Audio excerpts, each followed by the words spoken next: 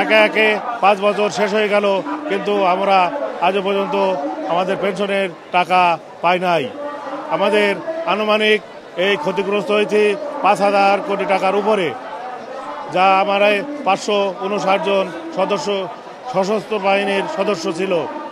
এবং আমরা যে এখন বেহাল অবস্থায় আছি, আমাদের স্ত্রী সন্তান নিয়ে আমাদের সেই কর্মকর্তারা কোনো কর্মগোচর করে না, যার জন্য আমরা মানববন্ধন অবস্থান কর্মসূচি পালন করছি। আমরা অনেকবার অনেকখানে যোগাযোগ করছি, সেনা সদরে যোগাযোগ করছি, কুয়েত কর্তৃপক্ষের কাছে যোগাযোগ করছি। কুয়েত কর্তৃপক্ষ বলে তোকে বাঙালি অফিসার জানে, বাঙালি অফিসার বলে কুয়েত কর্তৃপক্ষ জানে। আমরা মাঝখান থেকে দীর্ঘ 12 বছর, কেউ 15 বছর চাকরি করার পরেও এখন পর্যন্ত আমাদের ন্যায্য পাওনা এখন পর্যন্ত পাই নাই। 45 থেকে 40 লক্ষ টাকা এক একজনের, তে প্রায় আমাদের লোক 4,500, আনুমানিক বাংলা টাকার প্রায় পরিমাণ 5,000 কোটি টাকা। এই 5,000 কোটি টাকা কুয়েত সরকারের কাছে পড়ে আছে।